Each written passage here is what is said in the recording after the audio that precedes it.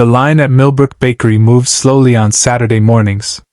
That was part of the point. You came to Millbrook because the coffee was good and they made a blueberry muffin that his 8-year-old son Danny had declared the best thing he had ever eaten. Caleb Morrison was third in line when the door opened behind him.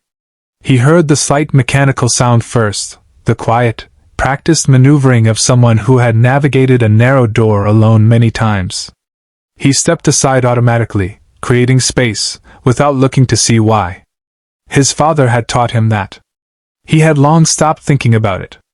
The woman who came through was in her mid-30s, in a manual wheelchair, a tote bag on her lap and her coffee order clearly already decided.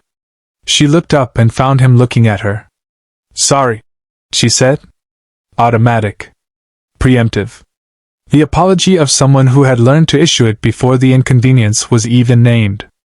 "I know the doorway is narrow. I'll be quick." Caleb looked at her.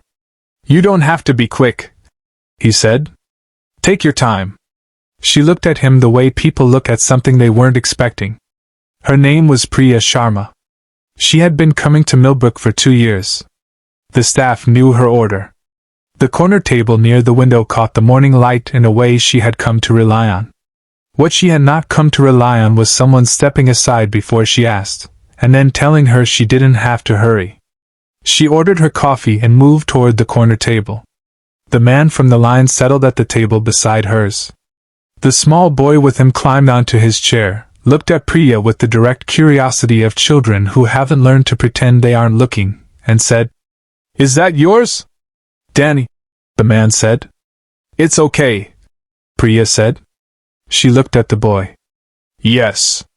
It's mine. Can it go fast?" "Not very. I don't race it." Danny considered this seriously, revising an assumption. "My dad has a bike," he said. "He doesn't race it either. He says bikes are for getting places, not showing off."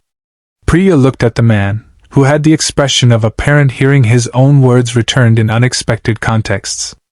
"Smart rule," she said. "I know," Danny said. He picked up his muffin. Caleb hadn't planned to have a conversation.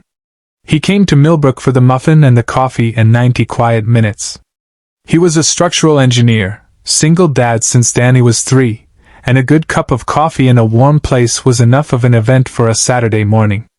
But Danny had started things, as Danny always did, without hesitation, and now there was a woman at the next table who had made his son laugh twice in 4 minutes, and who looked like she found him genuinely funny rather than performing it.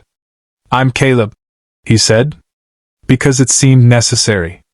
"Priya," she said. "He's usually less of an interview," Caleb said. "I don't mind. He's good at it." Danny looked between them with the satisfaction of someone whose work was done. They talked through the length of a coffee. She was an architect, sustainable design, accessibility focus. 8 years. She had come to it partly because of her own experience navigating spaces not designed with her in mind, and had developed strong opinions about the gap between what buildings looked like and what they actually allowed people to do. Caleb was quiet for a moment. "I'm working on a community center," he said. "Mixed-use, public building. 3 rounds of accessibility review and I keep feeling like we're checking boxes instead of solving anything." Priya looked at him. "What kind of boxes?" He described the project: ramps, door widths, elevator placement. She listened with the attention of someone who had spent years in the gap between what code required and what actually worked. "Your ramp grade is probably compliant," she said. "And probably still difficult. Compliance and usability aren't the same thing." "That's exactly what I've been trying to tell the review committee," Caleb said. "It's easier to demonstrate than explain," Priya said. "Walk the space." Or, a brief wry expression. "Roll it." Caleb looked at her. "Would you?" he said. "Look at the project. Not as a favor, as a consultant. You'd be solving a problem I genuinely have." The offer had come out practical and direct, without the careful overpoliteness that she sometimes found harder to navigate than the narrow doorways. "Send me the plans," she said. "I'll tell you if it's worth my time." "Fair," Caleb said. Danny had finished his muffin and was drawing on a napkin with a pen he'd produced from somewhere. Are you going to be here next Saturday? He asked Priya, without looking up. Danny, Caleb said. Probably, Priya said. Danny nodded. He went back to his drawing. Caleb looked at the napkin, 2 stick figures at a table, a wheelchair between them, all of them with enormous smiles. He looked at Priya. She had seen it too. Something small and unguarded crossed her face, the kind of expression that only comes through when someone forgets for a moment to manage what they're showing. He's good at that too, she said quietly. Yeah, Caleb said. He gets that from somewhere. She sent him a 12-page review of the community center plans on Tuesday. It was the most useful document the project had produced in 8 months. The review committee read it in silence. The project director looked at Caleb afterward. Who is this? She said. Someone I met at a bakery, Caleb said.